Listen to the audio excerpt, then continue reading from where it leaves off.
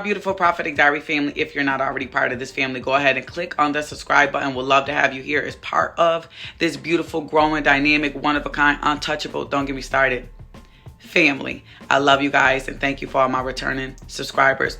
I do have a word for you, and it's going to be in 1 Corinthians 21. It says, Satan rose up against Israel and incited David to take a census of Israel. So David said to Joab and commanders of the troops, go and count the Israelites. So here we have David, and he's at the end of his reign, and the Lord has done so much through him, and he's walking in vanity, maybe a little pride, because he's a little puffed up, right? And he asks him to go take a census to count the numbers of troops. And Joab says to him, he's like, bruh, what are you doing? He says, may the Lord multiply his troops 100 times over. So he's trying to warn him. And he's like, David, we don't need to worry about how many troops we have. We don't need to count them up. Every man for himself, because God don't need numbers to do anything. God can multiply the troops. So don't get into counting up his people. David, you haven't done this on your own. We done this through the Lord and his strength and his might. So don't count up. Because I think David was really trying to count it up to go fight against his neighbors. Wanted to make sure. But anyways, what is God saying to you through this word?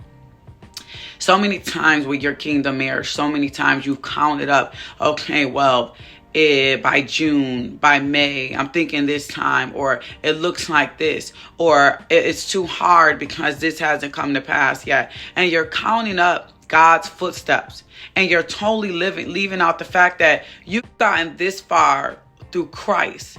You've gotten this far through his strength, and God is in the midst.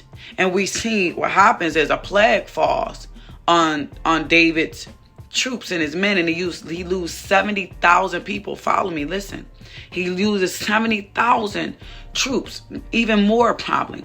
There was an angel of the Lord just taking them out because of him counting it up and trying to figure it out. And God is saying, listen, David, I'm in control. Some of us are in our own way when it comes to these kingdom marriages.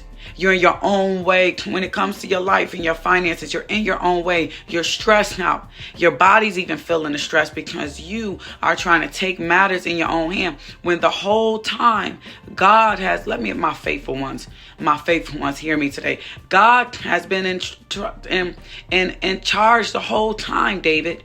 He's brought you this far. Why get this far along and start doubting and counting up and taking things in your own matter and holding on to things in your own control and your own strength? Oh, he can't come. This prodigal can't return. There's too many counterfeits around him. There's too many odds against us. You're counting up things that God is saying, I don't need you to count. I don't need you to take census on anything. I don't care how many troops there is. I can whoop them like with Gideon with only a few. What are we doing here? So get out of your pride, family. Get out of your fear and get out of that controlling, thinking that God can't do it when he can, and he's been doing it. And he's going to continue to. But don't let the odds against you and your husband and your marriage make you think that God can't. I don't care what the odds are against you. Oh, honey. God don't need you counting up anything, because he could do less. He could do more with less. Okay, if you had to sew into this word, hashtag against all odds. We're not counting anything up, because against all odds. And I can't wait to go live. We're going to go a little deeper into this. In Jesus' name, sign up for that one-on-one encouragement call. Get your praying oil, and I'll talk to you soon. Hopefully, I'll see you this Saturday in the Winter Circle at 10 o'clock. Against all odds, family.